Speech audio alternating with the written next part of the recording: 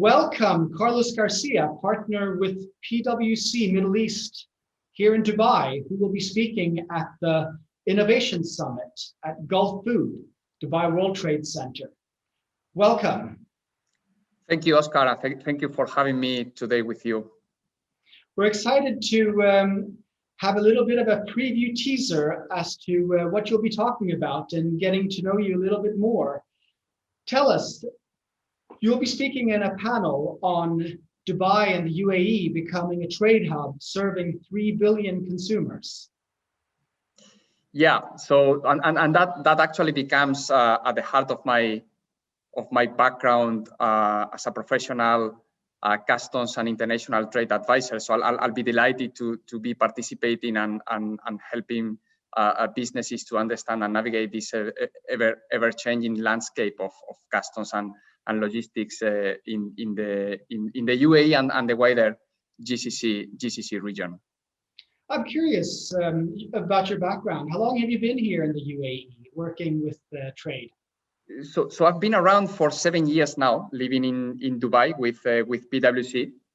Before that, I was based in Spain, where I was also working on the customs and international trade space. And what I do normally with our clients here in the UAE and the Middle East is we help them on the one hand to comply with the customs rules and regulations, import and export activities, and then we make sure at the same time that our clients operate efficient supply chains, and we help them making sure they benefit from all the government reliefs that the GCC authorities grant to most of the businesses conducting activities in the region, promoting that commercial activities and industrial activities in the region. So we help them with industrial exemptions, customs duty reliefs, authorized economic operator program, and other trade facilitation initiatives. So we make sure that within the boundaries of the regulations, our clients can operate, as I mentioned before, efficient supply chains that can in turn make sure that they deliver their products to their clients in a faster manner. So the 7 years that you've been here, what are the biggest changes you've seen, and what are the biggest changes you've seen in the last year, considering COVID? Yes, so I would say that one of the key changes that I've seen in the last years in the UAE and the GCC is the transformation of the customs and the trade authorities that govern the process of import and export of goods in the region.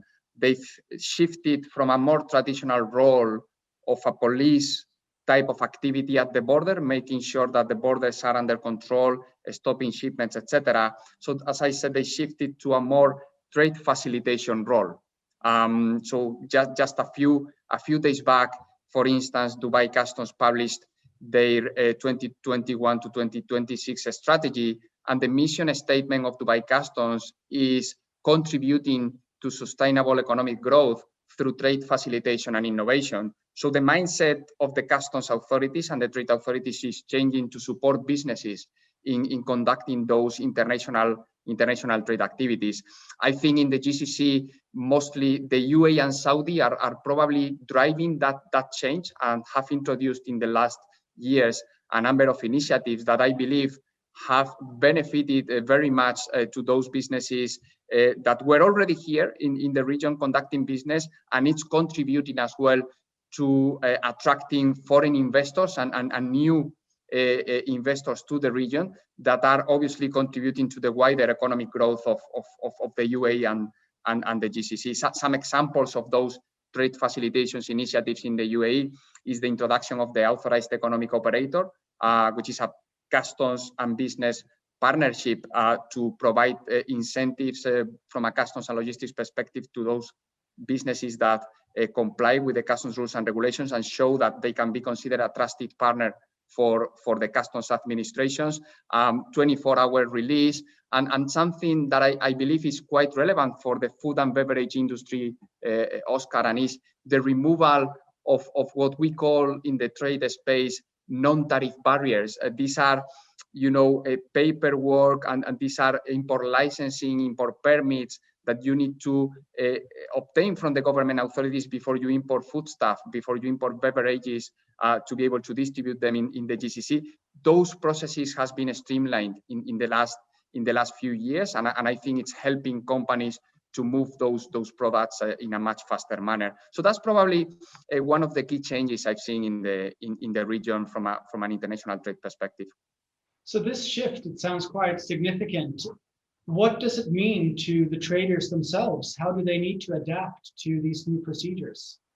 Yeah, no, I think from a trader perspective, especially when you deal with large groups moving in this case foodstuff and beverages, I think what they are most worried about is the consistency in the applications of the rules and regulations, is the transparency of the governments when it comes to applying those rules and regulations, and also the predictability around doing business, and in this case, importing and exporting goods. So businesses are not really worried about how much customs duty they have to pay or how much port fees they have to pay. That's an important economic component of their activities.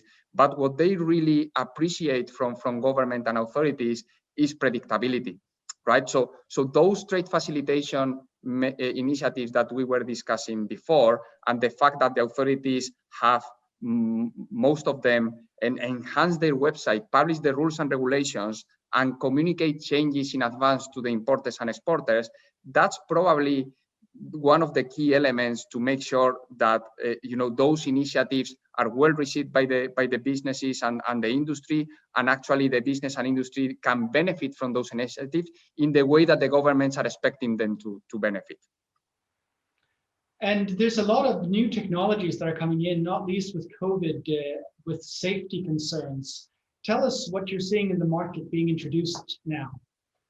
Yeah, from a technology perspective, I agree with you, Oscar. I believe that the COVID pandemic has accelerated the way that both governments and businesses are applying technology into their international supply chains.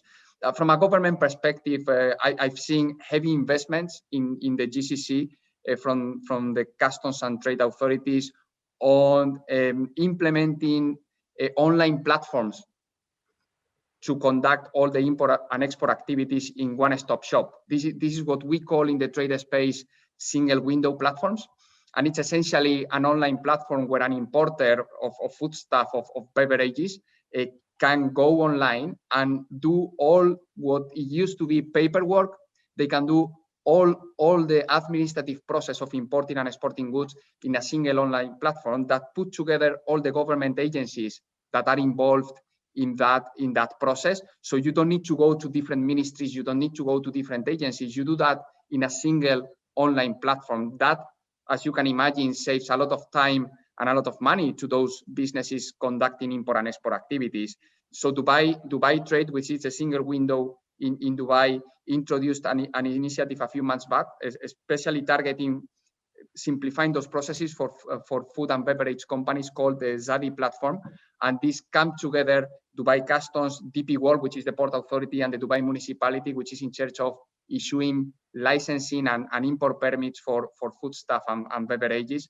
That's a specific measure for this industry. In Saudi, they've implemented the Fasakh portal, currently being enhanced by the Saudi Customs Authority. Abu Dhabi Customs has recently implemented the ATLP, which is their own single window platform as well. Qatar has done the same with the Al Nadib system. So as you can see, there's heavy investment from an authority perspective to try to streamline that import and export process as much as possible and contribute to the businesses in the GCC from that perspective, right? And I think the other element on technology that we are seeing recently is the way that the customs authorities are auditing companies. So because of the restrictions in social gatherings, the restrictions in the movement of people and goods these days, the authorities are conducting audits remotely. They are using augmented reality techniques, they are using artificial intelligence, and they are using also data analytics to target businesses to be audited. So you see how the authorities evolve very rapidly in the implementation of those technologies not only to contribute to those trade facilitation initiatives that we were saying before, but also to make sure that businesses comply with the rules and regulations, and they deploy technologies to make sure they target those businesses that in principle might not be in line with the rules and regulations. So heavy investment from an authority perspective, and also from a business perspective, the other side of the coin. We see businesses using technology to make sure they benefit from all those reliefs I was mentioning before that the government puts at their disposal to operate efficient supply chains. And we see, for example, companies using advanced data analytics to capture free trade agreements benefits, to capture the right tariff classification strategies. So there is a shift in the way that businesses look at their customs compliance and customs and international trade function, and they deploy technology to make sure they do that in an efficient manner.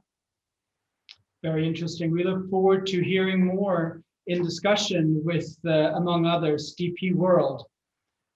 So we'll see you at Gulf Food at Dubai World Trade Center, February 21 to 25.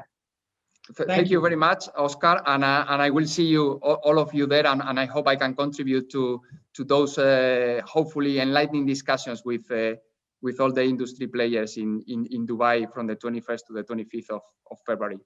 See you soon. Thank you.